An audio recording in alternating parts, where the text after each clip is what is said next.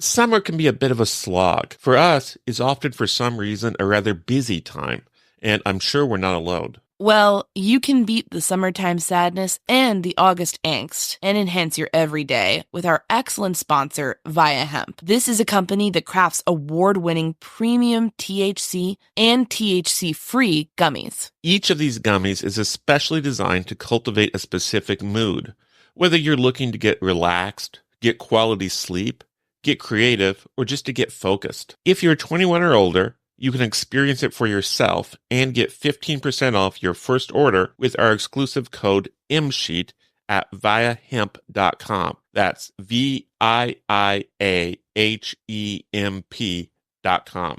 I personally enjoyed their grapefruit flow state gummies. This CBG and CBD powerhouse really helped me tap into my productivity. Like, we have had an extremely busy summer, and I feel flow state got me over the finish line a few times when I was editing multiple episodes a day, digging through documents, and knocking out a bunch of interviews. Via Hemp does not require a medical card, and it ships legally to all 50 states. It's also affordable, and even more so for Murder Sheet listeners who get a special deal.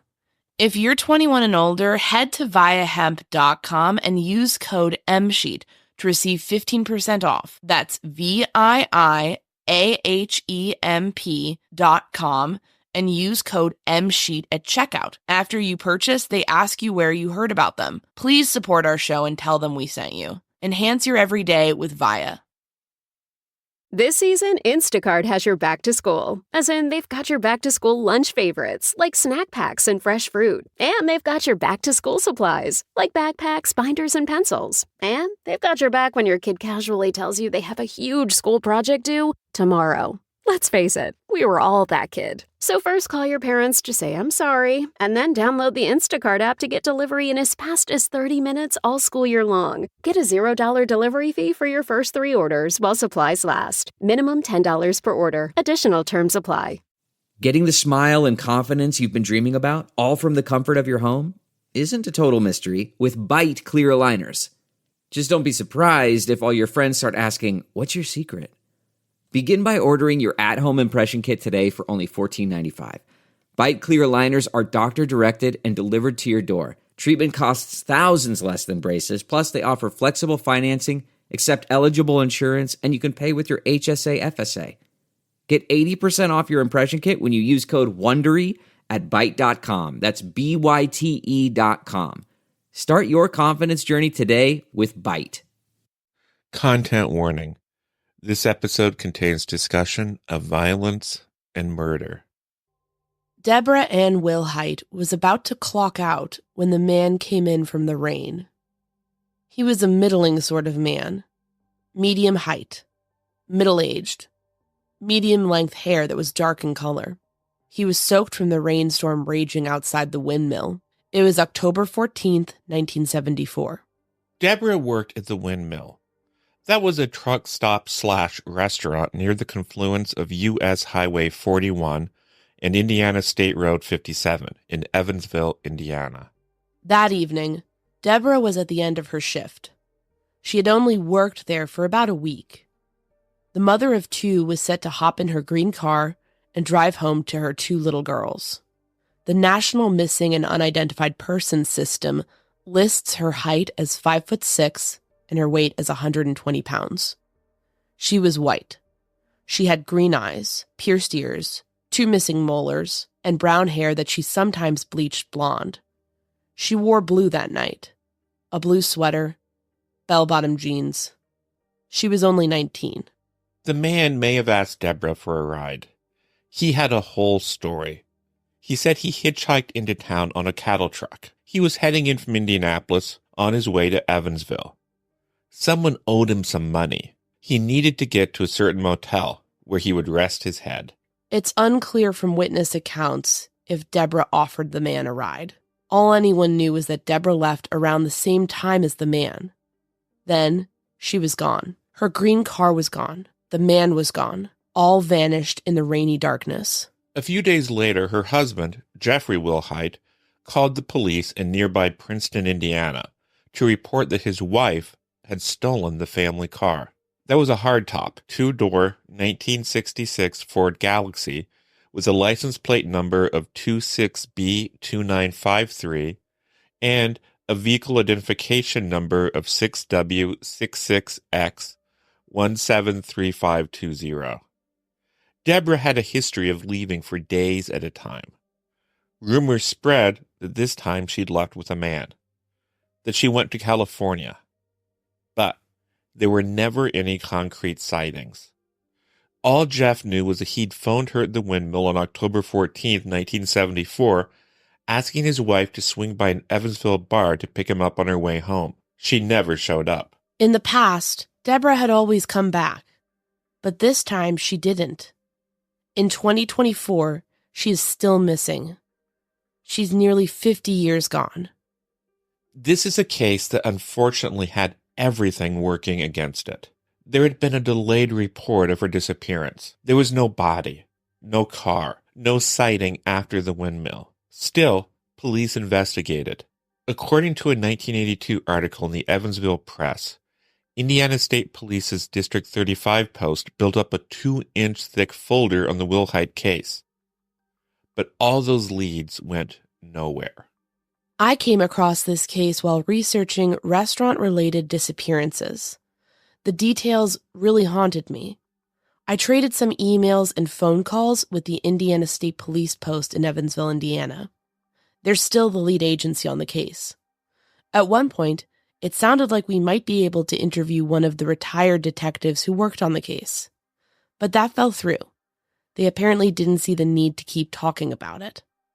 When it comes to high-profile cases, I understand that impulse. But I generally feel talking about lesser-known cases is helpful. Still, I kept researching Debra's story. There was something about her and her mysterious disappearance that really got to me. Kevin and I even tried to find the Windmill on September 8th, 2021. As backstory, that was the day my then editor asked me to go to Evansville to report on a shop that sold unclaimed mail, of all things. But while there, I wanted to stop by a few notable crime sites in the area. It's surreal to listen to the tapes I recorded that day, because I accidentally left them rolling for a long while. We were talking about the murder sheet, and you can hear us start to envision that we could do this work full time. In our search for the Windmill, we ended up in one spot, but to tell you the truth, we could have been totally wrong. The Windmill was reportedly located at the convergence of U.S. Highway 41 and Indiana State Road 57. Indiana State Road 57 springs from the side of 41. That state road is a north-south 2-lane road that runs up to Worthington, Indiana in Greene County. U.S. Route 41 is a north-south highway that runs from the Upper Peninsula of Michigan all the way down to Miami, Florida. It cuts through a rural portion of Indiana, as well as Evansville. I ended up settling on a place where Anchor Industries, a tent manufacturer, is headquartered. We went inside and, feeling somewhat ridiculous, asked the receptionist if she'd ever heard of the Windmill. She hadn't, but she was very nice about it. It seemed like a crisp, modern office. Probably very different from the 1970s truck stop restaurant it may have once been. Outside, past a sprawling, freshly mowed lawn, there was a lot of traffic on the two busy roads. The congestion was worsened by the large orange traffic cones near the intersection. Some kind of construction must have been underway. Across 57, there was a small sales office for Columbus, Indiana-based engine giant Cummins. We stood out there in the sun, listening to the cars go past.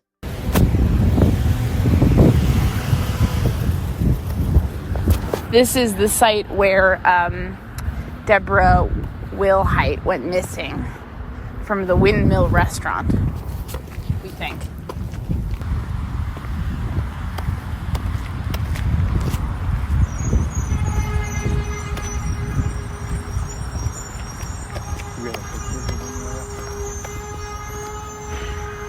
No, not that I can find. Had Debra driven down one of those roads on her own volition that night? Or had someone taken her away? At some point, we were able to connect with Misty Wilhite Walker, Debra's daughter. She was interested in sharing her story. You see, she was just a baby when her mother disappeared. What happened on that October night has had repercussions for as long as she can remember. And Debra's disappearance wasn't the only devastating tragedy to affect her family. We interviewed Misty in November 2023. Misty talked to us about her mother's case, the different leads that have come up over the years, the subsequent loss of her other family members, the advocacy she's done for the missing, and how she has coped with the tragedy over the course of her life. We're running this interview with minimal editing. I just want to say that we are awed by Misty's strength and incredibly grateful that she trusted us with her story. My name is Anya Kane. I'm a journalist. And I'm Kevin Greenlee. I'm an attorney. And this is The Murder Sheet. We're a true crime podcast focused on original reporting, interviews, and deep dives into murder cases. We're The Murder Sheet, and this is... The Turn of the Windmill, the disappearance of Debra Ann Wilhite.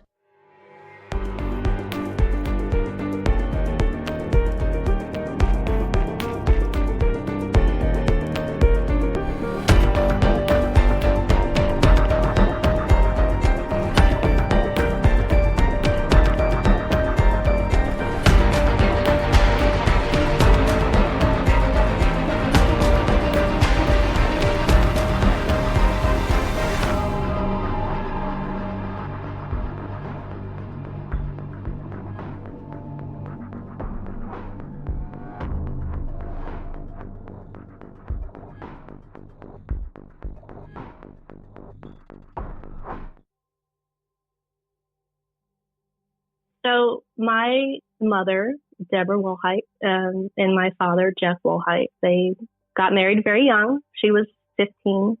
I think he was 19. He was 4 years older than she was. They had my sister, Amy, in 1971.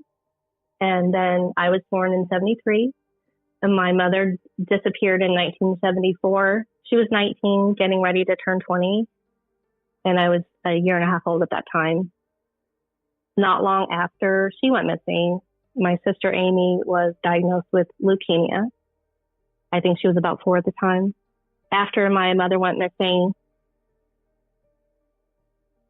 and my father and us girls, my sister and I, he moved us into his mother-in-law's house, Lucille, who's Debra's mother, and she helped raise us. Debra had 2 younger sisters that were still at home at the time.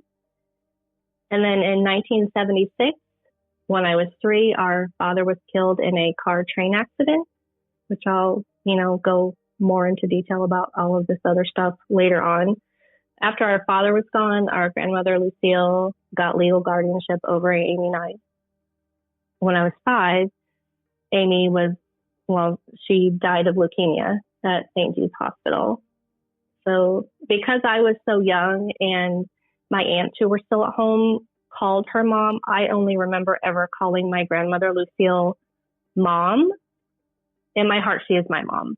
She's the mom that raised me. So when I'm talking to you, I'm going to do my best to, in the past, I've always referred to Debra as mother, like people that I'm talking to that know me. I refer to Debra as mother, and I refer to Lucille as mom. And so they would know who I'm speaking about. Because I'm talking to people who don't know me, I'm going to do my best to refer to my grandmother, Lucille, as Lucille instead of mom, because I think it's going to get confusing if I just want to say I'm so sorry that your family, it just seems to have experienced such an unfair level of tragedy. It is. It was. Yeah, it absolutely was. But, I'm here today. Yeah. I'm here today. And everybody else who is left behind is here today, living, and that's all you can do really is just try to keep living. But I'll go into my understanding of the facts of my mother's disappearance. Yes. And you'll have a lot of edits to do because I'm going to say a million times. I apologize. You are totally fine. So the dates about my mother's disappearance, if you look up Debra Ann Wilhite missing online, you'll see a bunch of dates. She went missing October 17th. She went missing October 14th. She went missing October 16th. There's a lot of dates. She was last seen officially Monday, October 14th, 1974. She was reported missing October 16th, and it got into the system October 17th. So that's where all the different variations of dates come from when you look online. Mm-hmm. So Monday, October 14th, 1974, I was 18 months old. And my older sister, Amy, was about 3. Debra was 19. She dropped me and my sister off at her mother, Lucille's house, our grandmother, in Elberfeld, Indiana. And then she went to her waitress job, which was it's not there anymore. It was called the Windmill. It was at a truck stop called the Windmill. I think it was around Highway 41 and Highway 57 in Gibson County. There might be a Dairy Queen, or there used to be a Dairy Queen in that vicinity. I don't know if it's there anymore, but she'd only been working there like about a week. She hadn't been working there long at all. Lucille watched us while she worked. So she dropped us off. She picked up laundry that she had done at Lucille's house and put our clean laundry in the trunk of her car before she went to work. So she went to her job. It was in the evening. She worked at night. It was a rainy night. And while she was working, a man had come into the truck stop. He was overheard talking to Debra by coworkers that were later interviewed that he had gotten there by hitching a ride on a cattle truck from Indianapolis. And he was trying to get to Evansville because someone there owed him money. And he was trying to get to Evansville to pick up his money that he was owed. And he asked Debra for a ride. So at the end of her shift, her and the hitchhiker left at the same time, but no one saw if she actually gave him a ride or not. So that's one of the many unanswered questions. Before she left, my father had called her at work. He was at a bar somewhere, some local bar. So she told him that she was going to pick him up after she left work. She never showed up. And that was the last time that she was officially seen was that night. It's been about 48 years now. And the car that she was driving, it was my father's car, but he and her shared the car. And the car was never found either. It was a green Ford Galaxy, a 1966 Ford Galaxy 2-door hardtop. And that also has never been located after all these years. It's interesting. I know when I was doing some research on this case online, and this kind of speaks to sometimes how versions of the story get out that are kind of either flattened or not entirely true, but a lot of things made it out that she, gave this guy a ride, but it sounds like it's not even clear that that's what happened. It's just that they happened to leave at the same time. Is that your understanding? It was not clear that if she gave him a ride or not. Correct. No one saw. They left at the same time, went out the door at the same time. No one physically, no one saw if he actually got in her car, at least, and no one that they interviewed saw. So that's not something that's known or not. We don't know. And it's also sounds like it's not like, he was saying, I need a ride. And she's saying, oh yeah, come with me. It's like that's just conjecture on people's parts. Yeah. Yeah. I was wondering for people who may not be from this part of Indiana or have any familiarity with this spot, I guess, what do we know about the Windmill and anything you can tell us about this particular stretch of Indiana, this area? I actually don't know anything else about the Windmill whatsoever. I don't know anything. I mean, I know it's everything that I've read says it's in Gibson County. I'm originally from Evansville, Indiana. So Gibson County is outside of the city limits of Evansville, Indiana, which is very southern, like the little toe down in the southern part of Indiana, that area, very near Henderson, Kentucky. As far as the actual Windmill, I don't know. There's a lot of people listening that probably know a lot more about things than I do, honestly. Yeah, and we would just encourage anybody who just remembers the Windmill can contextualize any of this to reach out to murdersheet@gmail.com. And, if you remember this incident, please get in touch with state police as well. Yeah, absolutely. It's the Evansville, Indiana Post. Indiana State Police is who has the case, which we can give the number later. Absolutely. Yeah, we'll be posting the number in our show notes and reading it out at the end of the episode. So we really just stress that people should call. This is one of those cases where people's memories, people talking, I think that is going to help with hopefully looking for a resolution here. Yeah. My understanding is that you've actually been able to review the state police file. And I was just wondering if you could share if anything stood out to you from that. I did. It was actually, I had a couple of times actually. The first time, I believe, was in 1994. Back then, I had my first son in 93. So he was about the same age as I was when my mother disappeared. And it just kind of brought everything, to the surface again, because I hadn't really thought about it for a while. At that time, Unsolved Mysteries was one of the big shows. So I wrote to Unsolved Mysteries. I wrote the Oprah Winfrey Show. I wrote, the Evansville Courier and Press. The Evansville Courier and Press ended up doing a front page story about it. And I forget the name of the journalist, but I want to say she was a relative of the detective that was on the case at the time. So she put me in touch with, he was Sergeant Joe Rhodes at the time. This episode is sponsored by AutoTrader. Credit scores, down payments, interest rates. Car buying can be a numbers game, but you don't have to be a math expert to get the keys to your dream car. Just use Kelley Blue Book My Wallet on AutoTrader. Crunch your numbers and get your personalized results so you know exactly how much you'll pay each month for your car. It's like having a magic wand for your wallet. Presto! The car you've been wanting is now within reach. So hit the road and leave your calculator at home. Find your next car on autotrader.com. What makes a life a good one? Is it the adventure you have? Or the friends you find along the way? Maybe it's pursuing your passion while striving to protect, defend, and save what you believe in every single day. So, what makes a life a good one? In the Coast Guard, we think it's all of the above and more, but you'll have to find out for yourself. Visit gocoastguard.com to learn more.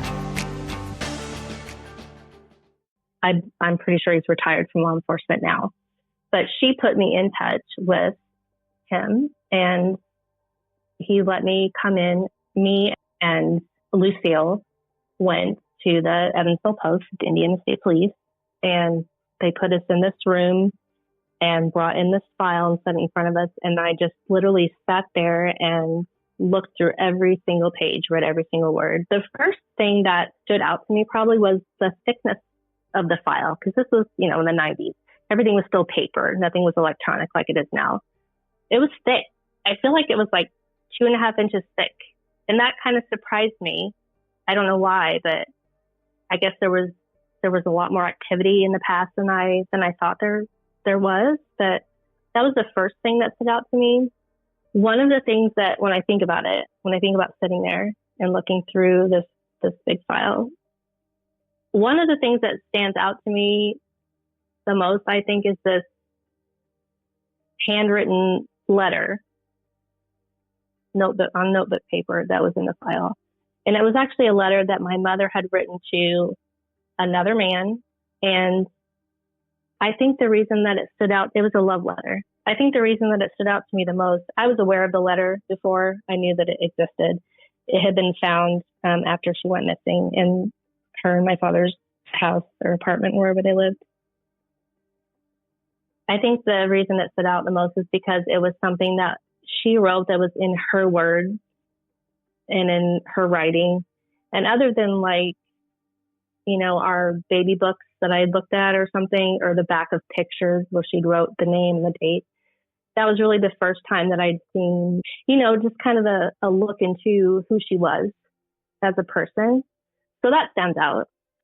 I remember there was something in the file about a dismembered body that had been found in a suitcase in a bus station locker. I think it was in a different state. The body was of a woman who was pretty far along in a pregnancy.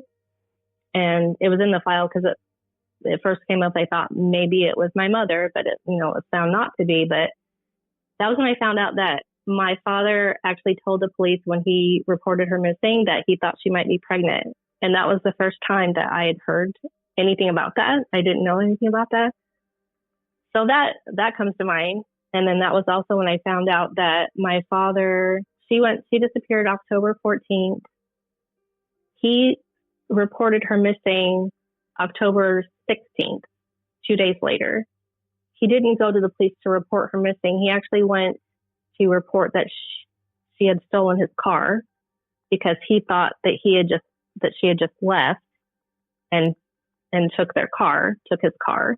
He also told police that he had filed for divorce and even gave an attorney's name, which is weird. And there's notes it's weird that I remember this so vividly, actually. It was in the thing that they looked into who he said he talked to, and he hadn't filed for divorce. And of course, they looked at him as a suspect, as they always do. The spouse is the first person I looked at. So they did look at him. He was not, a suspect ever, but there was a lot of interviews that they talked to people. There was a lot of stuff about, things like a body or remains were found somewhere, and they looked into it to see if it was her, but it never was. That type of thing. Nothing else really comes to mind right now. There was so much stuff in it. What stood out to me the most actually wasn't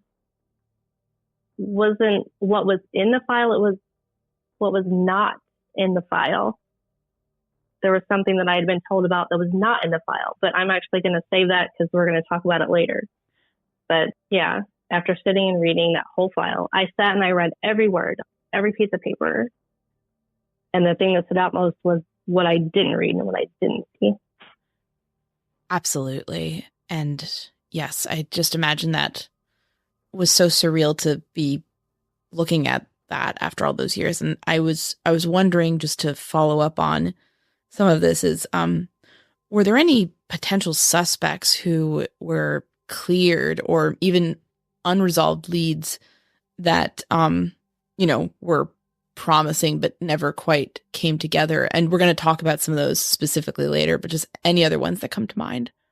To my knowledge, there were no official suspects at all, or persons of interest. There was never any kind of evidence. There was rumors and stuff that I've heard about. I don't know if it's true or not because, I heard stuff secondhand, like it was, because all this stuff happened when I was too young to know anything, and so many years had passed when I heard about stuff. But even like in the file and everything, there were no suspects. There were no leads. There was no evidence. There was a lot of rumors, and I don't know. Yeah. It's such a frustrating case. And I one sort of thing that comes to mind, I think, for a lot of people is the man who left the Windmill around the same time as Debra. And, he mentioned hitching a ride with a truck driver. And one thing that's online is that, 2 truck drivers were identified and were talked to. And I was just wondering, as far as can you speak to the truck drivers who were supposedly in the county that night and how that lead panned out?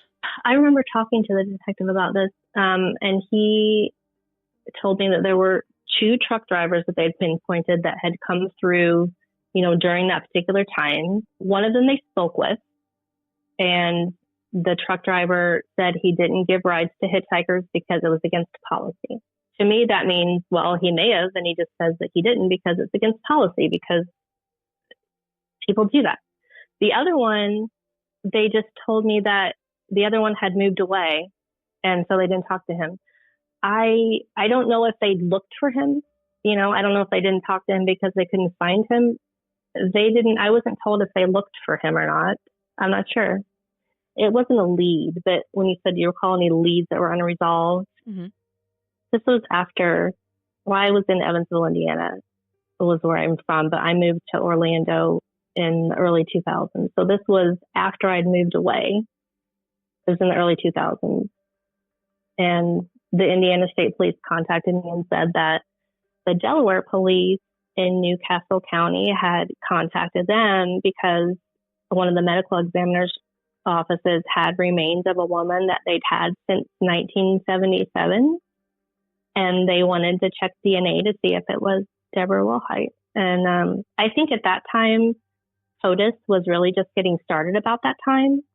I think it started in like 1998. So it was just getting started, you know, the DNA database. Mm-hmm. And they asked if me or any of Deborah's siblings would submit DNA. So one of my aunts and myself submitted DNA to be checked. I had already, like I said, I had already moved from Indiana. I was here in Florida. And I actually worked at a comedy club in downtown Orlando at the time that was walking distance from the Orlando Police Department. And I went over there and I just kind of said, hey, to the whoever's at the front, hey, my name's this and this is my situation. Can someone here help me get a DNA sample to Delaware? And they did. There was a couple officers there that helped me collect my sample and get it.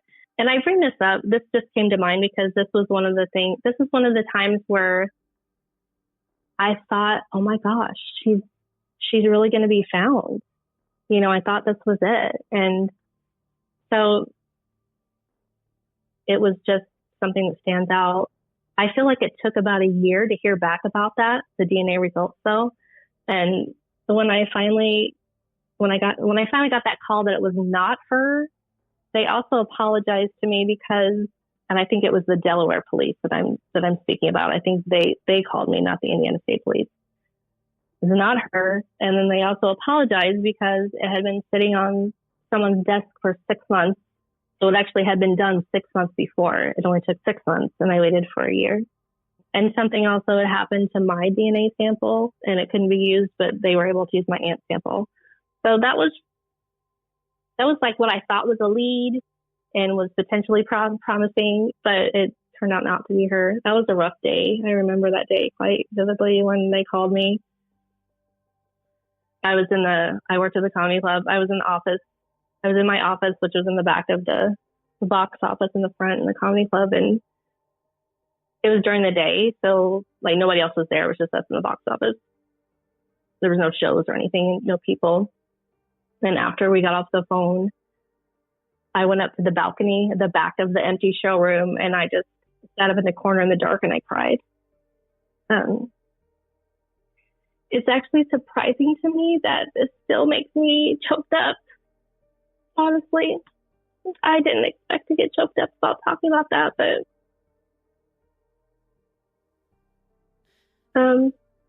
Misty, I'm so sorry. It's really surprising to me that it still chokes me up. But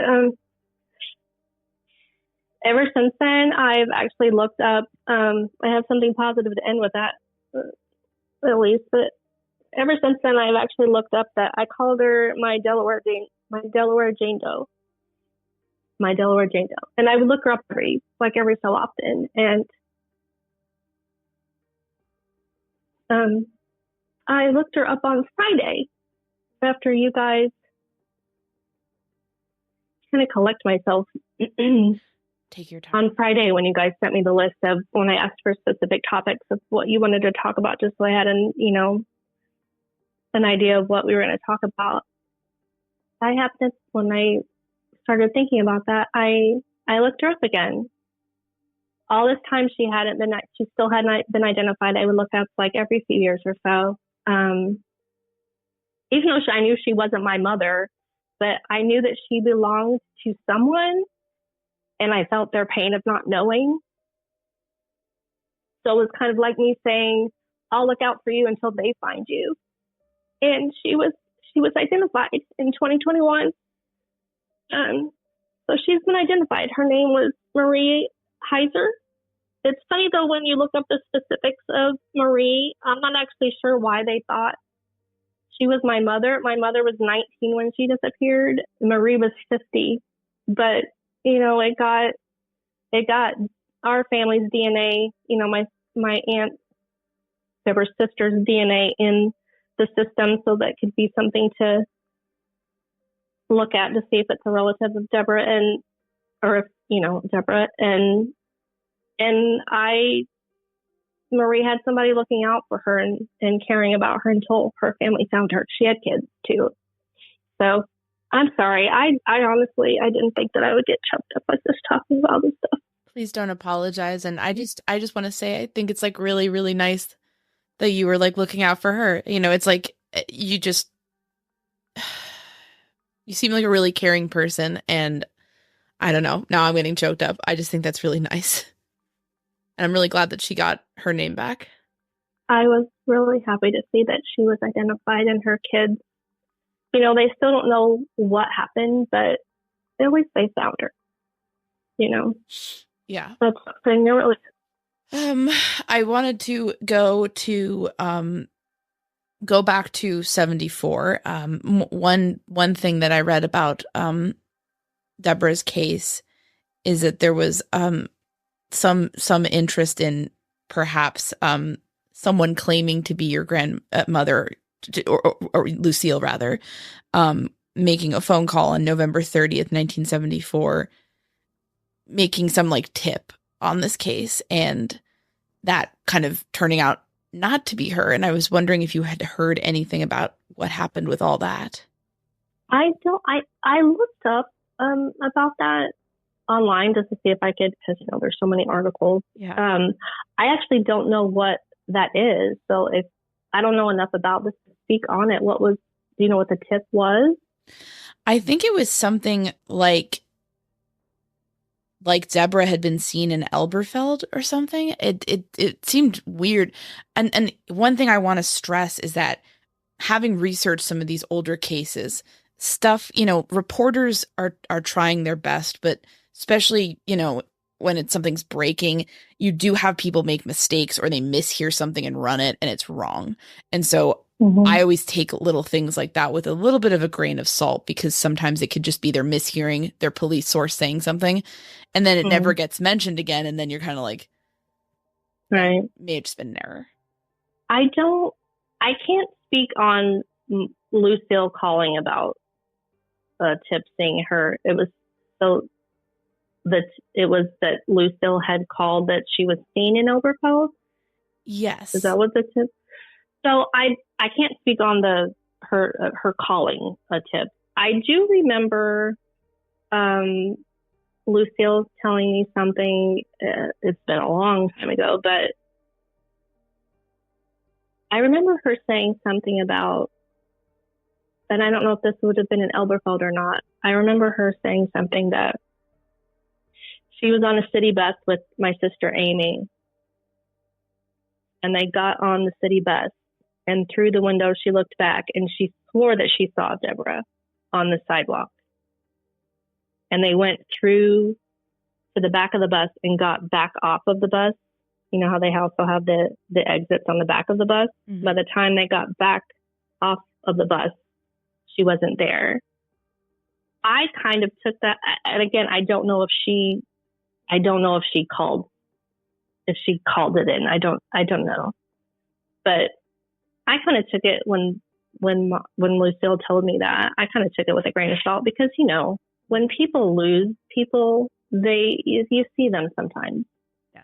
And it may be them and it may not. Your brain is a tricky thing when you're grieving. So did she really see her? I don't know. Yeah. I also remember her saying something about somebody saying they saw the car in somebody's garage. I have no context to this or who it was. So I think there was probably more than one instance in that somebody said they saw something somewhere and there's no proof or evidence if she actually was seen or not. That's all I got on that. Absolutely. No, yeah. It's one of those, it's kind of, I totally understand that especially in a missing persons case, there can be those kind of things where it's like, was that something? Was it nothing? It's really hard to categorize them without any corroborating evidence. Yeah. And speaking of that, actually, can you tell us what you know about the duck pond and how it relates to Debra's case? Yeah, the duck pond. So earlier when I was talking about the case file, and I said the thing that stuck out to me the most was what wasn't in the file, and that was the duck pond. And I'll start from the beginning about what the duck pond is, because people who don't know the case probably wonder what the heck that is. So this is what my grandmother Lucille told me when I was asking about everything. She actually first told me about this. It was probably in 1994, when I first started asking all the questions and everything. She had never told me about the duck pond before, or what supposedly happened. So she had just told me, so it was fresh in my mind. And I sat and I read, in this case file, and this thing I was told that the police had been told was not in this case file. Anyway, so I'll start from the beginning. And this may or may not have been in previous articles. I'm not sure if it was or not, honestly. So there was a family friend. This was after Debra disappeared, and it may have been several years after Debra disappeared. I'm not entirely sure of when it happened. There was a family friend spending the night at Lucille's house with one of her younger daughters, Debra's younger sister. So she was, a minor, and she was a young teen. And the girl became very upset. And my aunt, I believe my aunt went and got Lucille because her friend was very upset. And so Lucille was talking to her, and I'm going to try to not get upset again. The girl said that her father told her that he had shot Debra, put her body in the trunk of her car, and then shotgunned it into a stripper pit that was filled with water. At that time, it was kind of a hangout for younger people, and it had been given the nickname the Duck Pond. It was somewhere outside of Elberfeld, Indiana, if I'm not mistaken. I'm not entirely sure, but the girl also said that her father told her if she told anyone else that he would kill her too. Again, I'm unsure of when this actually happened. I can't say for sure what police department was actually given this info. It's been said in the past that it was given to ISP, Indiana State Police, but I think it's fair to say that it's hard to say for sure. The case initially was with the Princeton, Indiana, which is a small town, their police department, and then a year or more later, it was transferred over to the Indiana State Police. So Lucille told me that she called and told the police about this, but that nothing ever came of it. So she didn't think that it was true, because if they looked into it, they didn't find anything, because she never heard anything else about it. So I was sitting there with a thick case file, and I'm thinking I'm going to see this, that she called in, they looked into it, and they didn't find anything. And there was nothing. There was nothing in the case file about the duck pond. So I asked about it. Like, hey, there's nothing about this duck pond, and I told about the specifics or whatever. And the officer that was there with us said anything that they received on the case, it would be in the file. And she said that she called the police and she told them what she'd been told. There was this thing. It was a thing, if you can imagine. Yeah. She's saying, I know that I called and I told an officer. So we have no way of knowing what happened with that. I don't know, but it was not in the file. It had not been looked into yet. So one thing I wanted to point out, the duck pond is something that in past articles that have been done, it was reflected in a way that it seemed that the tip was in the case file and it had previously been looked into. But I know for a fact that it was not brought up until 1994 when I was sitting there and told it to them, because they knew nothing about it and said that they didn't know anything about it. So it was looked into then by the Indiana State Police in 1994. And I was told that when they looked into it, it had been drained of all the water content and it had been completely filled in with dirt back in the 80s, I think. And they said when it was drained, the bottom of the stripper pit would have still had like 15, 20 feet of, they called it silt, like quicksand-like dirt in the bottom. So if her car was in the bottom of that, it would have been covered by that. And the workers that were doing that there, they wouldn't have seen it. And they would have filled it in. They did say that, I remember they did tell me that they found, the Indiana State Police, they found old aerial photos that were taken in that area that they looked to see if, maybe they could see a car or something. And they said there was nothing that they could see, but they also said that you probably, if there was something there, that you probably wouldn't be able to have seen it from those photos anyway. But the idea of the duck pond is always something that's going to linger in the back of my mind, I think, simply because it can never be proven or disproven. If I'm not mistaken, I think there are now buildings over that site. Jesus. They later did, as an adult, because I've been in contact with the Indiana State Police, like periodically, kind of here and there over the years. I haven't for a long time recently, but I know that one of the officers, because the detectives that had the case, I spoke to like probably 3 or 4 different detectives because it kind of was handed off. It was a cold case. It was kind of handed off.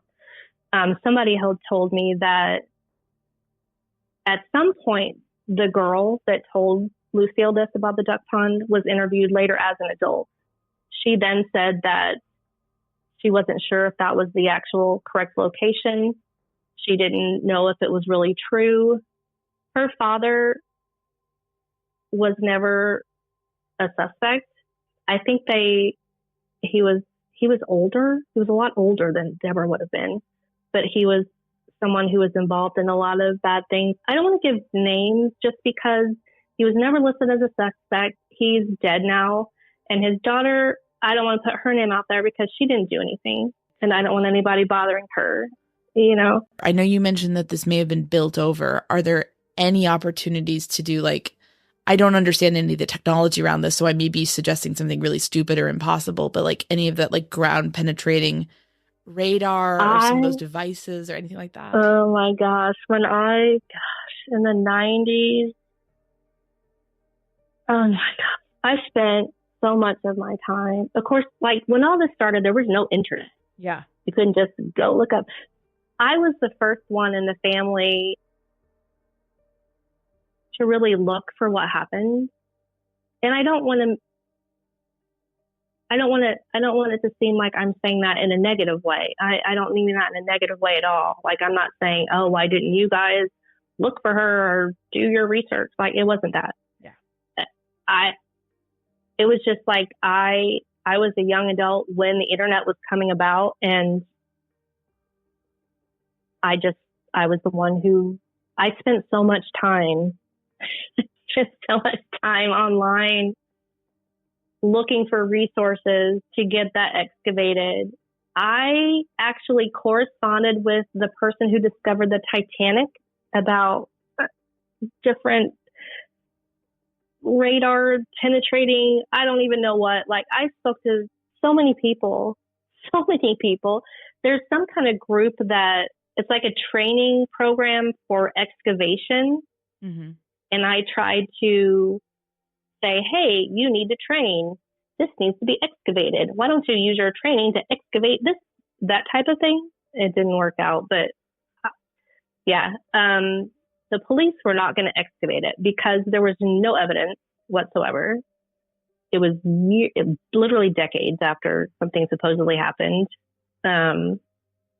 There was no time. There was no money. They told me the police are not going to excavate this.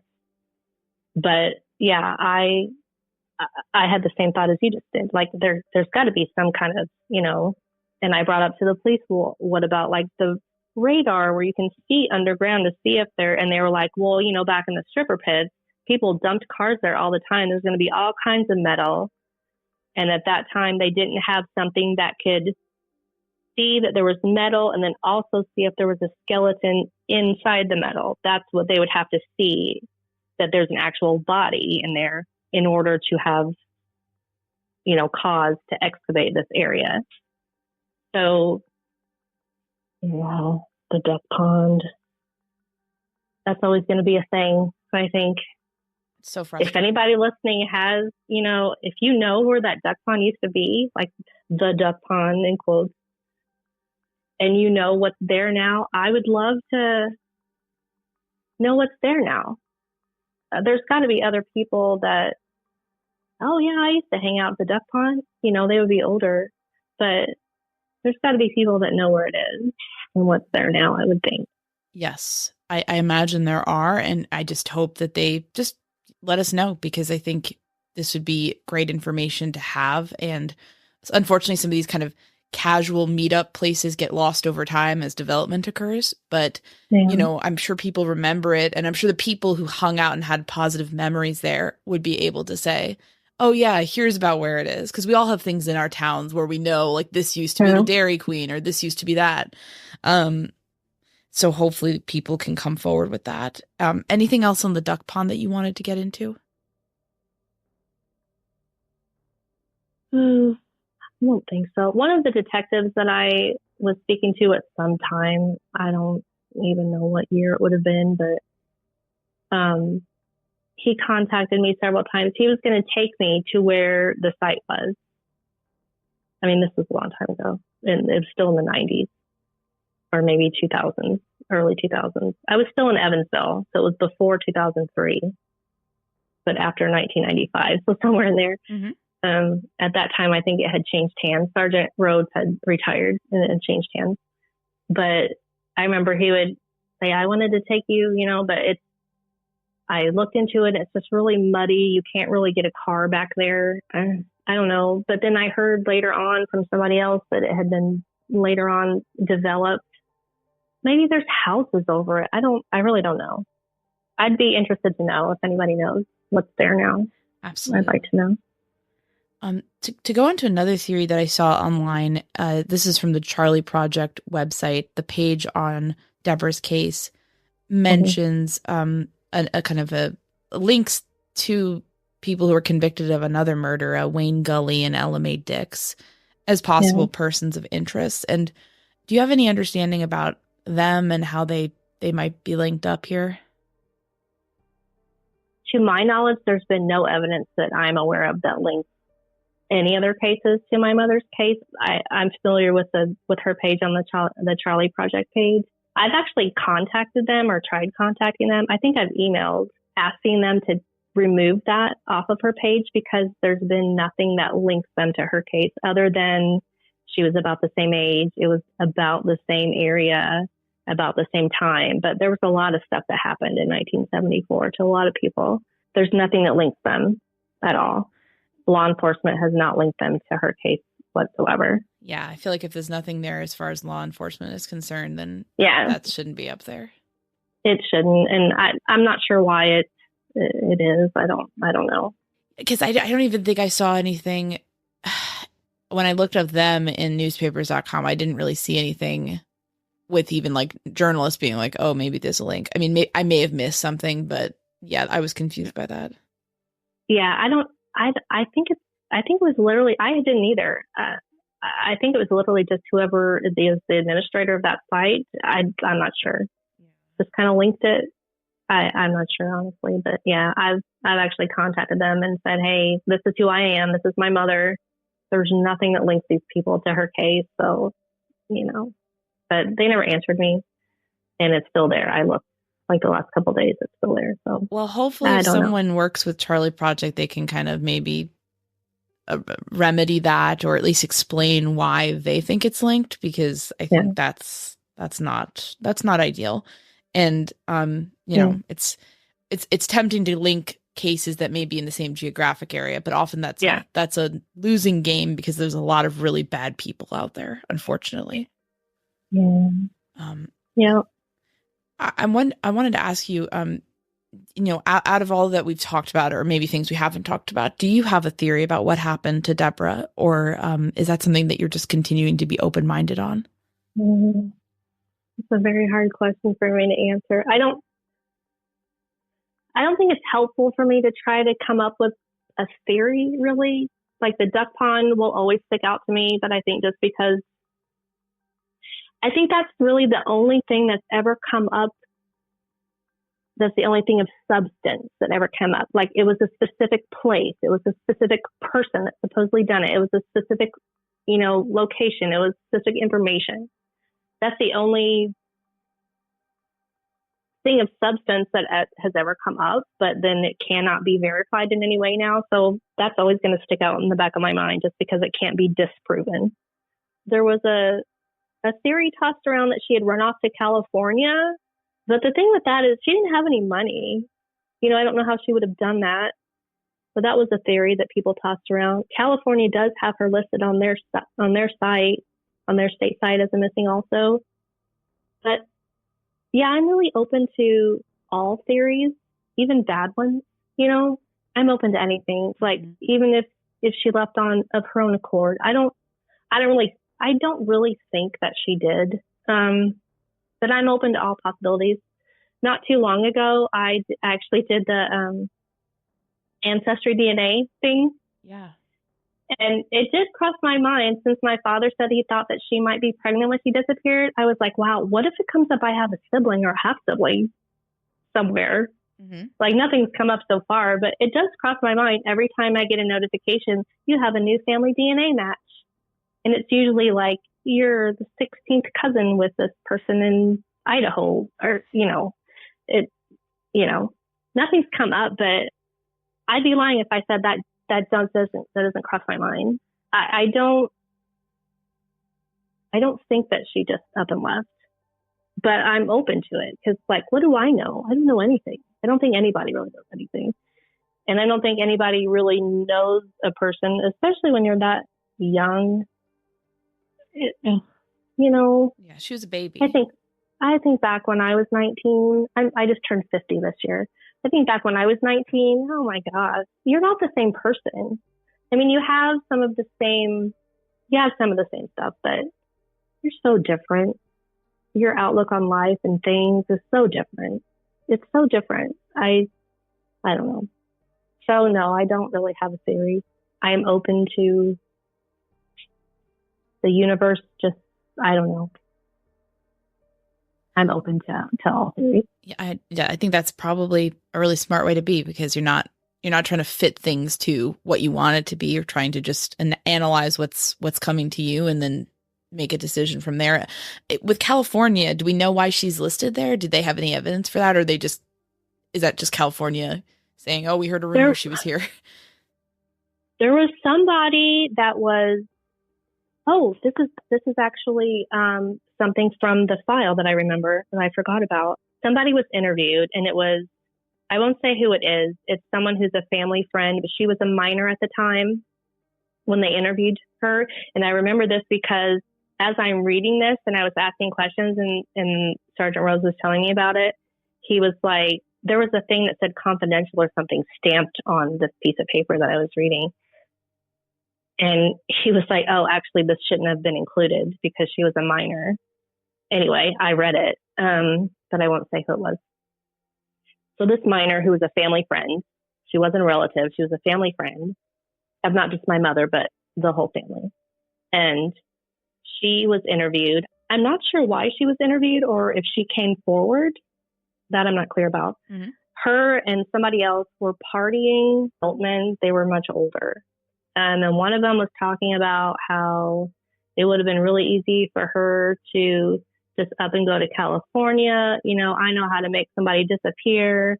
You just, you know, it was just talking about her in a way that made them think, well, maybe she went to California. So I guess that's how she got on the California site. That's the only thing I remember about California, but I remember that from the file now. That makes sense. Over the years, have the police maintained good communication with you and your family? I can really only speak for myself from my own interaction with the police. Before I contacted them in 1994, to my knowledge, they had not reached out to her mother or the rest of the family or anything. So I first contacted them in 1994. I was 21 years old then. And I was in contact with them periodically through probably like 2006 or something. I dealt with like 4 different detectives over the years. There was one time, this was probably 1998. I was still in Evansville.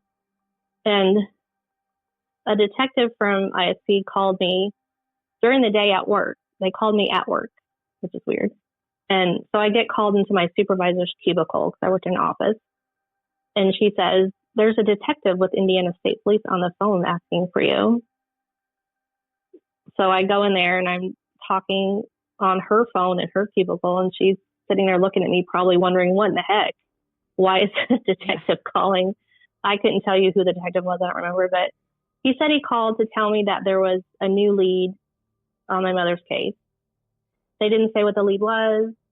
I never heard anything else about that. So after that call, they called me in the middle of the workday at work to tell me that there was a new lead, and I never heard anything else. So like, if that was the kind of communication that I was going to get, I could do without that.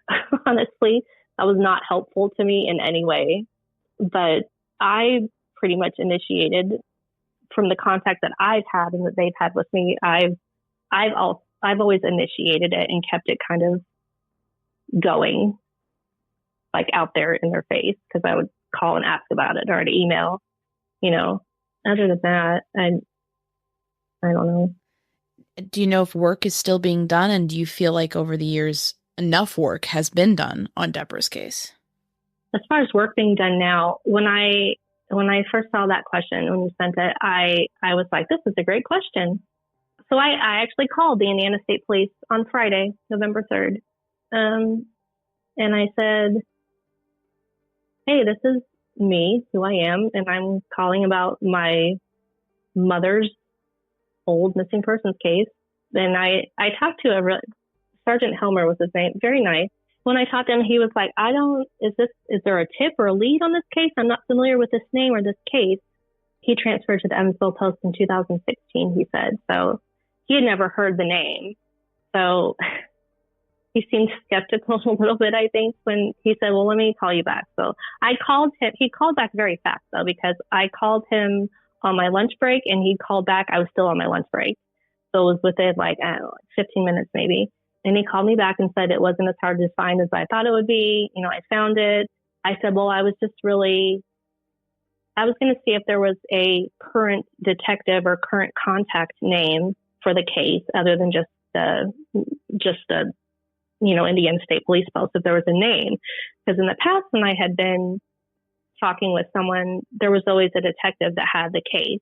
Like, even though it was a cold case, it was assigned to somebody. And he said that because there was no current activity, because there were no leads, it's not assigned to anyone. So right now, nobody's looking at it right now. But he did look up the last activity for me, and he said the last entry was in 2015, but it wasn't actually about her case. Somebody in the Pennsylvania Police Department, they had female remains that they had, and they checked against to see if it was her. Of course, it was not, but that was the last activity in the system for her. Right. Was then. So right now, like, nothing's being done. I don't know what they would do, though. It's such a long time now. So much time has passed. Right. But that doesn't mean that, these old cases with the DNA systems, the national database systems, and remains are found, and, 50-year-old cases are being solved, or at least people are being found.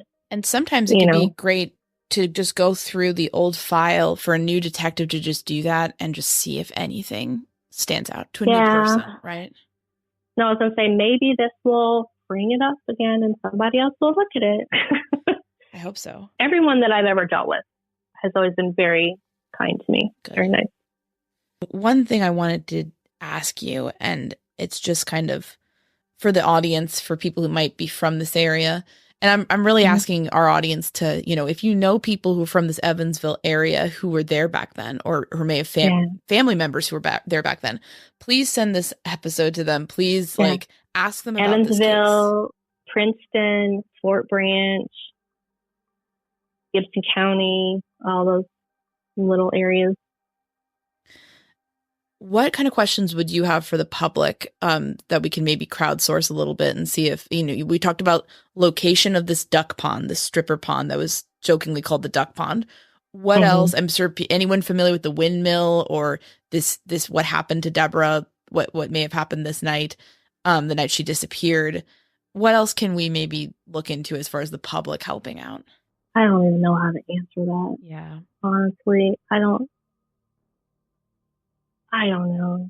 If anybody, if anybody listens to this or they send it to somebody and they get it and somebody says, I don't know anything about this, but I went to high school with Jeff Wilhite or I went to Sunday school with Debbie, send me an email and tell me stories about them.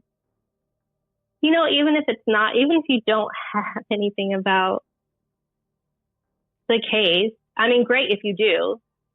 Any information about anything, even the smallest, that'd be great. But any information about them would be great.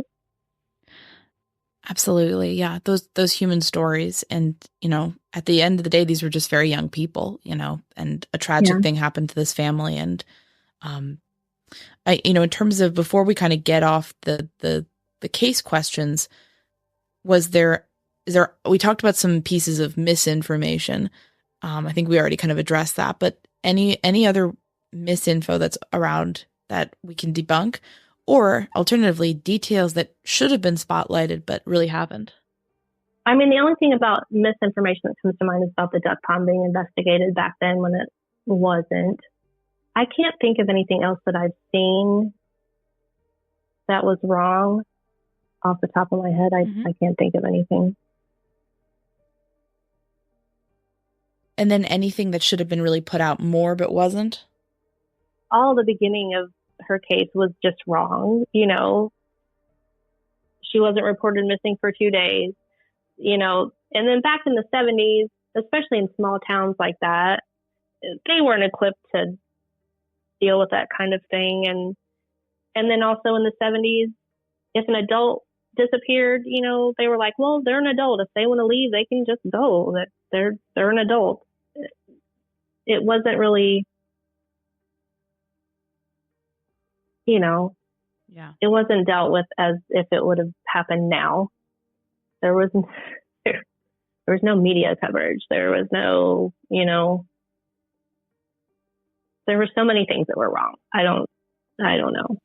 Yeah, I don't know. You were only 18 months when Debra disappeared. Have you been able to piece together what she was like based on conversations with other family members? I don't have any memories of her. And as far as what I know about Debra based on recollections from other family members, that's a question I actually can't answer because, it may sound weird to others, but I haven't really heard very much about Debra, my mother, at all. Like things that she liked or things that she didn't like, things that she did when she was young. I was so young when she disappeared. And then as I got older and more time, time has passed, people are trying to move on with their lives. It was always kind of a touchy subject with my family. People didn't just sit around talking about her. When I asked Lucille about something, she would answer me, and of course I got much different answers when I asked her questions when I was 5 than I did when I was 20. But she answered my questions if I had questions. But I mostly asked about when she disappeared, like the surroundings of when she disappeared. I don't know a lot about her, honestly. Right. That's why I said if anybody knew her, grew up with her, has stories about her, I'd love to hear them. Her or my father. I'd love to hear them. I do remember my mom, Lucille, telling me about how Debra did leave sometimes for a couple of days at a time.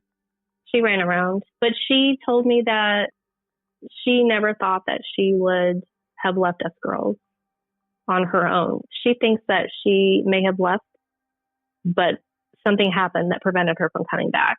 I mean, they think foul play, of course, but I remember she told me once that Debra said that she was going to go get a couple sodas, and she was gone for 2 days.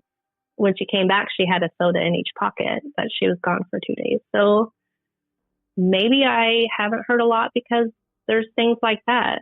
And of course, you don't want to tell a young, when I was young, they wouldn't tell me stuff like that. But I haven't heard a lot of things about her, honestly, which I never really thought about until I read that questions first. And I realized that I don't really know anything about her as a person, which is really sad. Yeah. And we just want to, if you're listening to this, you had some interactions with Debra back in the day, shoot us an email at murdersheet@gmail.com. And it doesn't matter if it doesn't have anything to do with the case. As Misty said, It's just about getting information about who this young woman was before, unfortunately, she was interrupted on her journey, and just emphasizing she was 19 years old. Like, she was so young. Can you speak to how your mother's, how Debra's disappearance affected your family? Oh. That's another hard question. I think for all the different members of the family, it was probably different for everyone. It probably affected everyone a little bit differently. For me, there's never been a before she went missing and after she went missing. To me, in my mind, she has always been missing. She's always been gone. And I think, there's always been a feeling of void, even though I had my grandmother who raised me as my mom. There's still a void in your life, but it wasn't just the one thing with her disappearance. It wasn't just her disappearance. It was all three things. It was Debra, it was Jeff, it was Amy, and they were all three kind of spun into this one big ball of intertwined bad stuff that you just kind of, everybody had to figure out how to live with it, so that you just could live and try to live as happy a life as you can. I can't really speak for anybody else. It is something that took me a long time to be okay with. Like I've talked about in the past, how I spent so much time, like in the 90s, online, just looking at decomposed bodies and remains found here, and, a femur found in this location. I became kind of desensitized to really bad stuff, just trying to find her, if not find what happened to her, find her physical remains. I don't know, everybody just kind of has to do their own thing and find their own way to deal with the bad stuff, because you still have to live, and you still have to, I don't know, just try to live as happy a life as you can. I think it's a bit hard for the whole family, in a lot of different ways. Really well said. And I was wondering if you could tell us about, what you do remember about Lucille, but also about your sister Amy and your father Jeffrey. I'll start with my dad. Mm-hmm. If you don't mind. Yeah. So my father, I've never heard anybody who knows him, I think I'll refer to him as Jeff. Mm. So my daddy, Jeff, he was one of 5 children. He had 2 brothers and 2 sisters. One of his sisters passed of cancer years back. I actually had gotten to know her. We did phone calls and stuff for a while, and I'm in contact with his other siblings. And a year ago, I went to one of my uncle's surprise birthday party, and I met some of my first cousins for the first time on the Wilhite side that I had never met before. Growing up, there was a kind of a rift of some sort between the two families, and I I didn't have the Wilhite side of my family in my life growing up, unfortunately. I didn't have my dad's side of the family. I kind of looked them up as I got older and got to contact with them. But so after Debra disappeared, he moved in with Lucille, with me and Amy, my sister. And Lucille had us when he worked, but she always told me that when he was home, he took care of us. We were his. Like, he would get us ready for bed and give us our baths and took care of us. And Lucille thought of him as a son. I know she loved him. She never said anything negative about him at all. She thought of him as a son. And I'm sure it was just such a horrible thing when he was gone too, and he was killed, how it happened, which I'll talk about that, what happened to him. So it was 1976. He recently got a new car because, he didn't have a car. I think he got a Mustang. He got a new car. He had just turned 26 on September 18th in 1976. And then just about a week later, he was killed. I think it was outside of Fort Branch, Indiana. His car was hit by a train. There's a lot of unanswered questions surrounding his accident, what happened to him also, just like Debra. I don't think anyone knew why he was out where he was at that time, why he had someone with him. He had someone with him. It was a local boy, a teenager. I think he was about 17. It was someone local that everyone knew, but he had him in the car with him. I can't remember his name now, and I feel bad about that. I have it written down somewhere, but I have a copy of the accident report somewhere. It's kind of a mystery, really, what happened, though. But back then, in these more rural areas, there was no train crossing lights, like the arm that comes down. There was none of that. It was just a street and a train crossing, and you were on your own to make sure that there was not a train coming when you were crossing the tracks. So he had one eye. He had a tumor behind one of his eyes that they had to remove his eye when he was like 7 or 8, I think. So he had one eye. When he was younger, he wore an eye patch. And then at this time, he had a glass eye. But he and the other person were killed probably pretty instantly. The accident report said that my father was thrown from the car and then the car rolled over him. I don't remember who identified him, but Mom, Lucille, had told me a little bit about that. And she said that pretty much the only visibly, he was pretty much only visibly identified from the t-shirt that he was wearing. At the time, my sister Amy was in treatment at St. Jude Children's Hospital for leukemia, and he was wearing a Happiness is Helping St. Jude t-shirt. But I have his class ring. I wear it sometimes. Like, this happened when I was 3. I have one memory of him.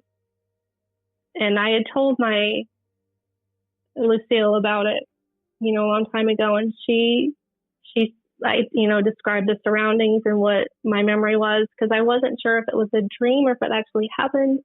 And she said it sounds like the trailer that they lived in before he moved in with her after Debra disappeared. So I was 3. Mm-hmm. I was sleeping on my parents' bed, and I woke up and I had peed my pants, or it was wet. Mm-hmm. And right when I woke up, the alarm clock that was on or maybe it was the alarm clock that woke me up. I woke up, I was wet. The alarm clock was going off. I was crying because I woke up and I was wet. And I remember my dad coming into the room and reaching for me. And that's where it stopped. I've always kind of taken that memory as him like saying, I'm not quite there, but I'm still right here, Mm-hmm. But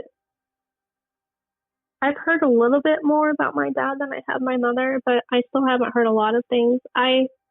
Someone had contacted me on Facebook after I published my book years back and said, hey, I have a friend that was friends with your dad, and she put me in contact with him. And I can't remember his name, but I talked to him for like an hour on the phone, and he told me stories about my dad.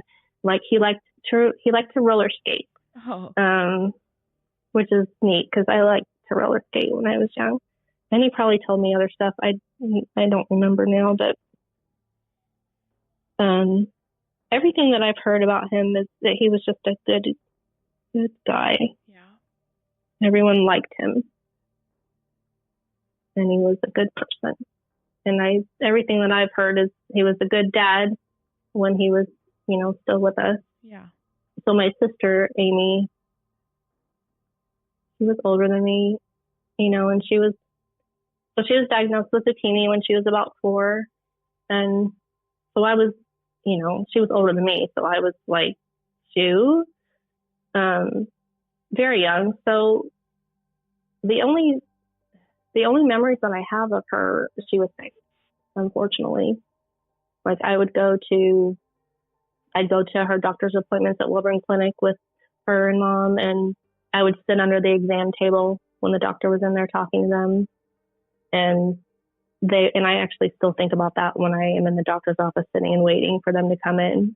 I think about that pretty much every time I'm sitting in the doctor's office on the exam table waiting for them to come in. Mm-hmm. I hate going to the doctor. I have white coat syndrome, is that what they call it? Yeah. Anyway, so she had leukemia. Mom and her, Lucille, it's hard for me to call her Lucille, would go back and forth from Evansville, Indiana to Memphis, Tennessee when she was in treatment at St. Jude's. She went into remission a few times. She was kind of opposite of me. We have similar features, but I have dark hair and dark eyes, and she had very blonde hair and very blue eyes. The leukemia really robbed me of my sister. Like in the short time that we had together, we didn't get to really just be sisters because she was sick. I hate saying it out loud, but the truth is really I don't have any good memories of her. Yeah. And that does hurt my heart. And but it was because she was sick. At the end, when they knew that, the end was very near, she was at St. Jude's with, the mom was with her and my aunt, who were teenagers then. I was at home with them in Evansville, and I remember being woken up in the middle of the night. I had on my pink study pajamas and my blankie, and I was put in the backseat of the car, and a family friend, or I think maybe the oldest aunt, her boyfriend drove us. Someone drove us through the night to take us to St. Jude, to Memphis. So drove through the night, and I'm not exactly sure how long we were there now before she passed away, but the morning that she passed away, I'll never forget it. So like at St. Jude's Children's Hospital, at least the way that it was then, and I think this was 1979, the patient's rooms were set up where there was a room, like there was the patient room, and then right next to it was a little room the family could stay in, and there was a window. There was a big window in between, so the family could look in and see the patient when they were in bed.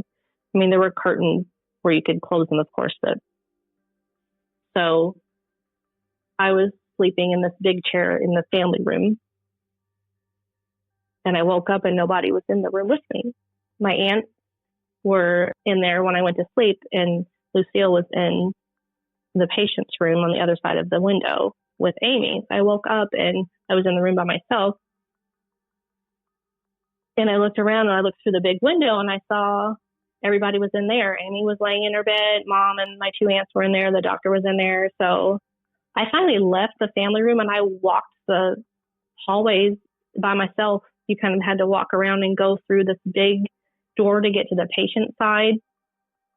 And to open this big door to get into the patient side, there was this big red button next to the door that you had to push. Well, I had been through this way before by myself, but I could never reach the button before because I was too short. It was 5 and it was up too high. Someone would always have to push it for me. And I remember one time, this was before, before this time. So we had to have been there more than a day because it was a different day. I remember one time I was bringing my mom, Lucille, a glass of iced tea, and I had this big glass of iced tea that I had to use two hands to hold, and I set it down. I didn't want to set it down on the floor. I couldn't reach the button, and I ended up I asked a stranger that went passing by if they could push it for me. And they were so apprehensive. And I remember them saying, "Are you allowed to go in there?" But anyway, so this time I was determined to get in there because everybody was in there. I didn't know what was happening. So I finally pushed it all by myself. And I was so proud of myself for doing that. And I was smiling and holding my head high as I walked, past the nurse's station. I didn't recognize it then, but I realized later what the expressions were on the nurses' faces when they saw me coming through to go to Amy's room because they knew. So I get to Amy's room, and I just kind of lingered in the doorway for a bit, just evaluating. Which I look back, I did that a lot when I was young, and I probably still do it now. I just kind of sit back and evaluate what's going on. But everyone turned and they saw me. They saw me standing there, but no one said anything to me. And Amy was laying in her bed. To me, she looked like she was sleeping. I thought she was sleeping. And the doctor was talking to Mom, to Lucille. And I finally walked over to her and I just hugged her. I just hugged around her and I looked up at her and I said, "Is Amy sleeping?" And she just looked down at me and shook her head no. And that will always be so vivid to me.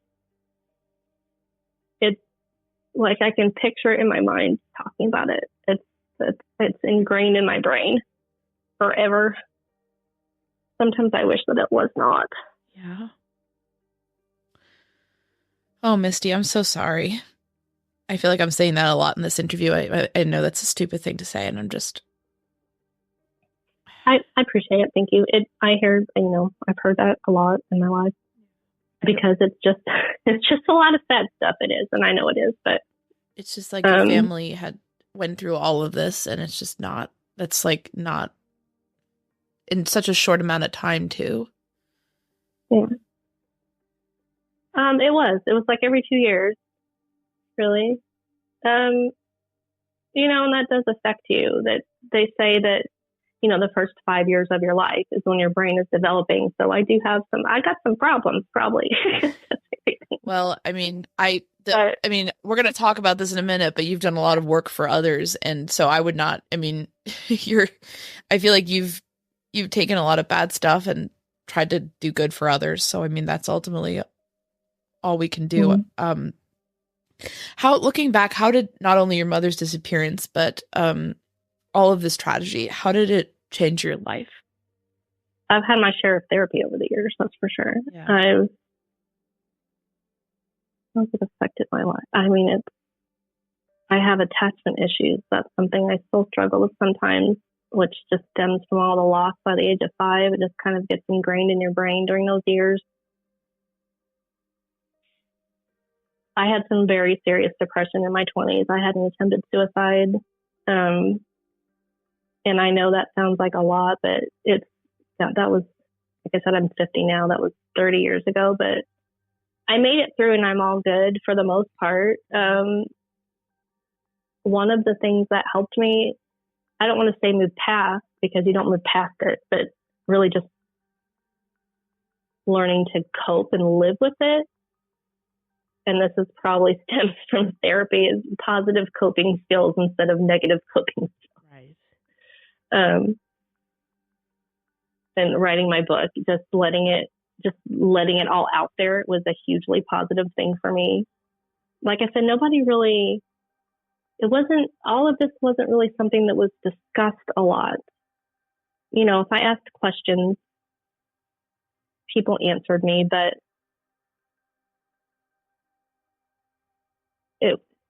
I don't know. It was very helpful for me to just talk this.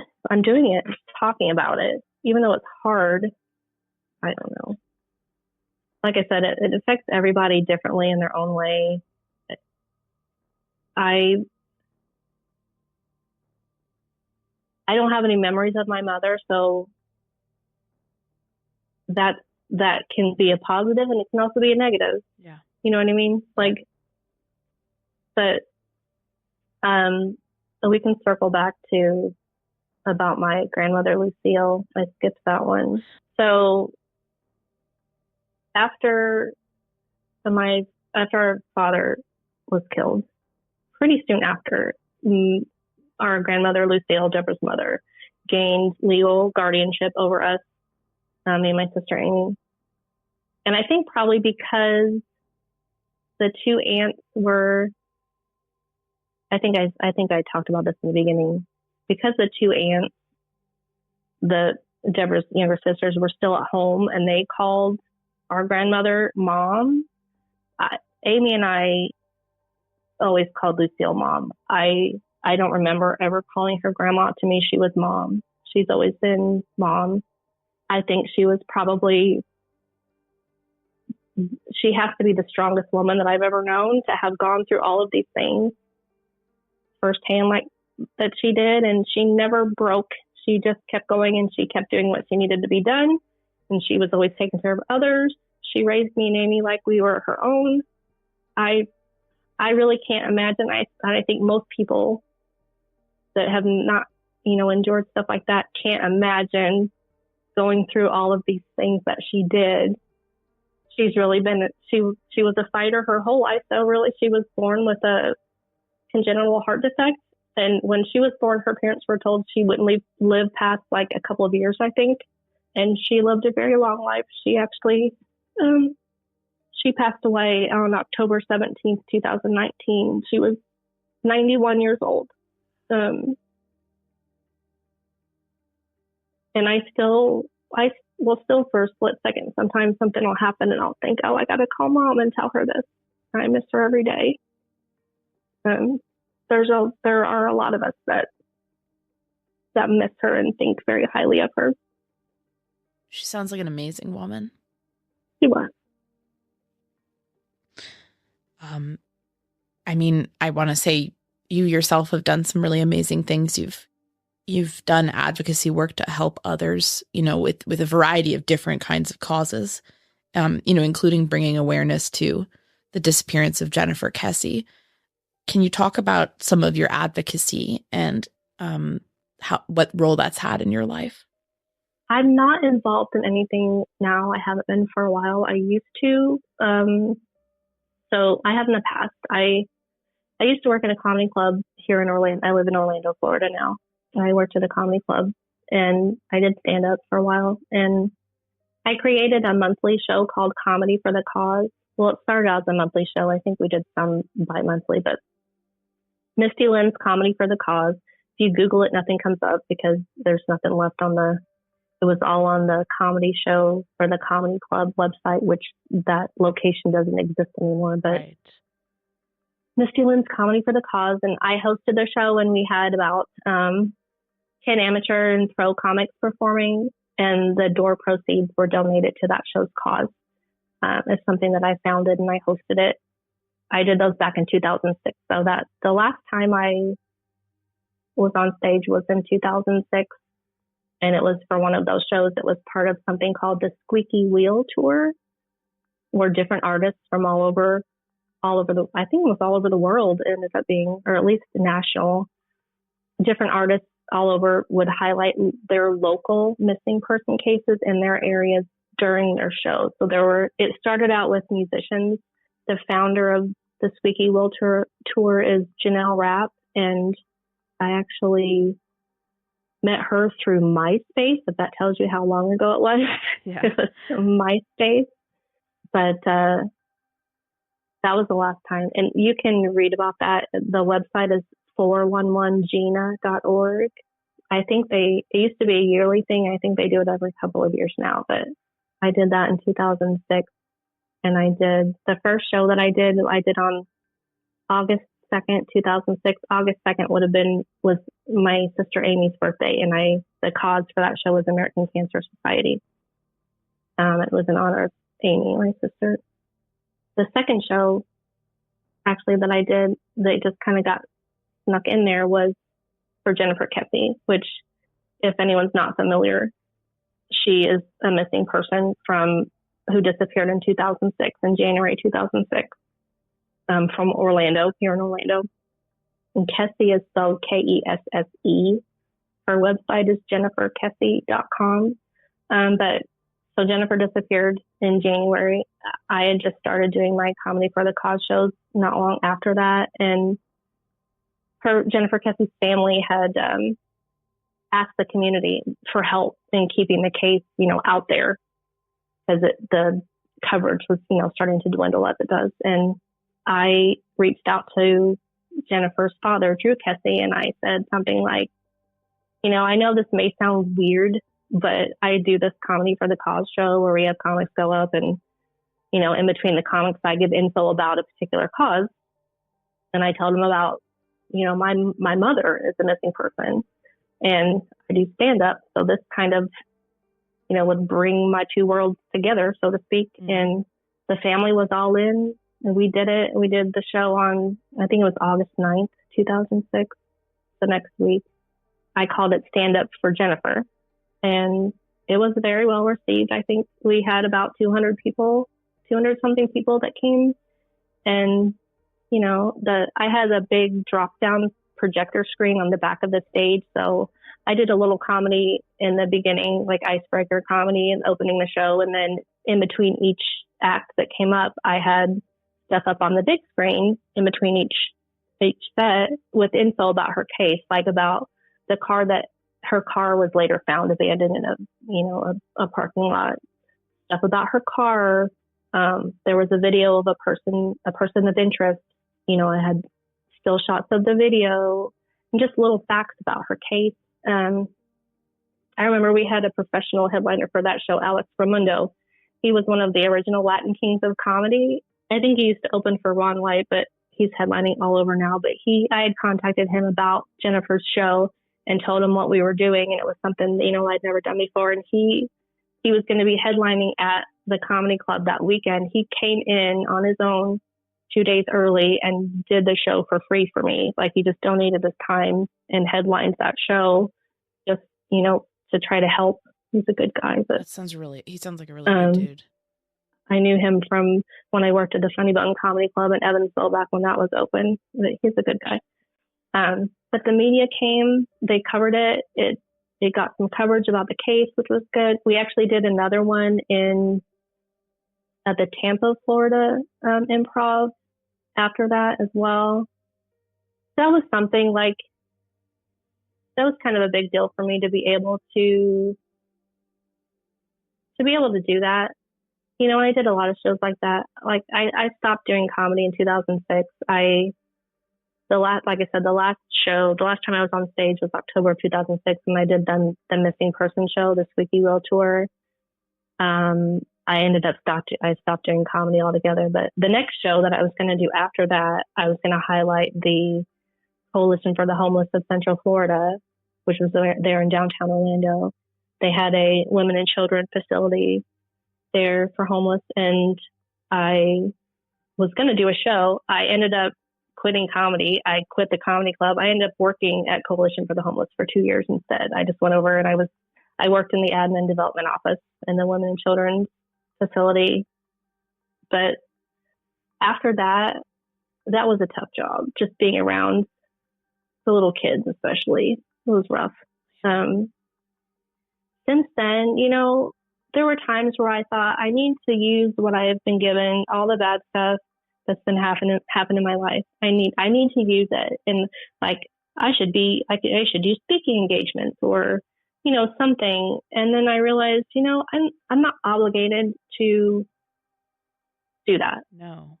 And I allowed myself to just live my life and try to be a happy person. Mm-hmm. just live. So that's what I've been doing. That's awesome. Just living my life. Do you have any advice for anybody, but, especially maybe families of other missing people, on how to cope with tragedy? Yeah, that's a tough one. My situation is very different from a lot of others. It's a very, like Jennifer Kessie's case, that's a very different case. When someone is just ripped from your life, just all of a sudden they're gone. I don't know how you can tell someone how to deal with it. Everybody has to figure it out on their own. There's no one way to do it. I don't even know. I don't know how I did it. In order to survive, I mean, if you're going to survive, you just have to figure out a way. It's rough. It's hard. It sucks. It's not fun. I don't know. I totally, yeah, it's different for everybody. Everyone's case is different. Everyone's situation is different. But I just want to commend you for turning some of that pain into advocacy for others and putting that work in and just coming to a place where you can just strive at being happy and living your life. And is there anything I didn't ask you about that you wanted to say? Just when we were talking about it's a lot, I remember when I was in kindergarten, maybe 6, when I realized that, I think I was talking to a teacher, an adult, someone at school. I realized that it was a lot easier to lie about my family tree than give all of the details and then succumb to all of the questions. So I knew when I was 5 or 6, I knew that Lucille was my grandmother. I knew that my 2 aunts were my 2 aunts. I knew that my mother went to work one day and she was never, she disappeared. No one knew what happened. I knew that my father was killed in, the car train accident. I knew the very basics at that age, but I also very quickly learned that it was easier just to say, this is my mom, these are my sisters, and my dad was killed in an accident, because it saved people from asking so many questions. And I probably also got tired of that head tilt. Oh, poor little Misty, like that. Mm-hmm. Anyway, that's just something that came to mind. Yeah, I referred to Lucille as my mom, and I referred to my aunts as my sisters growing up. It just made my life easier. It made me not have to answer questions about everything all the time, because as soon as someone found out, everyone has a million questions. And usually, well, even now, I don't tend to talk about it a lot, really, because I don't want to hear the questions, because it's always the same questions that I've heard before. You ask me questions that, they're different, but anyway, that's all. That's all I got. Well, Misty, I just appreciate it. And that's I think a perfect note to end on, actually, because, people sometimes realize, don't realize that, especially when talking with a child, their own curiosity shouldn't supersede boundaries or something that might be emotionally difficult for someone so young to be dealing with in the first place. But we just want to thank you for coming on the Murder Sheet to talk about Debra's case and all of this. And I just want to say thank you so much. It's really been meaningful to speak with you and have you on here. I thank you for giving me the opportunity to do this. Like I said before we started, before, there's been a lot of articles done where journalists they interview me over the phone and then they put everything in their own words and put their own spin on things. And this was a great opportunity for me to just speak about everything in my own words, in my own voice. So thank you. We want to conclude this episode with an appeal. Misty has questions. We have questions. If you have answers, please email us at murdersheet@gmail.com. We'll make sure that your correspondence gets wherever it needs to go. If you don't have answers on the case, but you know someone with ties to Evansville, please send this episode to them. Even if they weren't around back in the early 70s, they might have friends and relatives who were. This is one of those cases that we feel could really benefit from raised awareness, especially in that area. Let's get people talking about Debra and what happened to her. We're also interested in non-case related information on Debra or Jeffrey Wilhite. Misty would love to hear more about what her parents were like. We want information on the Windmill itself, too. What was the atmosphere there like? The clientele? Are there any former customers or workers who can shed some light there? We'd also like to hear about the duck pond. Where was it? What was it like? Who hung out there? What's there today? Another topic we really want some more clarity on is that possible hitchhiker, as well as Debra's car, a green 1966 Ford Galaxy. Again, the license plate number was 26B2953. We want to know more about Debra herself. If you have information on any of those topics, you may be able to help us understand what happened to this young mother. If you have any pertinent information on Debra's case, you should also call the Indiana State Police in Evansville. Their number is 1-800-852-3970. Please, Misty and her family have waited long enough. If you have information, you may have the power to get this off your conscience. We'd like to thank Misty again for speaking with us. It was a pleasure, and we are again incredibly grateful that she trusted us with her story. Thanks so much for listening to the Murder Sheet. If you have a tip concerning one of the cases we cover, please email us at murdersheet@gmail.com. If you have actionable information about an unsolved crime, please report it to the appropriate authorities. If you're interested in joining our Patreon, that's available at www.patreon.com/murdersheet. If you want to tip us a bit of money for records requests, you can do so at www.buymeacoffee.com/murdersheet. We very much appreciate any support. Special thanks to Kevin Tyler Greenlee, who composed the music for the Murder Sheet, and who you can find on the web at kevintg.com. If you're looking to talk with other listeners about a case we've covered, you can join the Murder Sheet discussion group on Facebook. We mostly focus our time on research and reporting, so we're not on social media much. We do try to check our email account, but we ask for patience as we often receive a lot of messages. Thanks again for listening.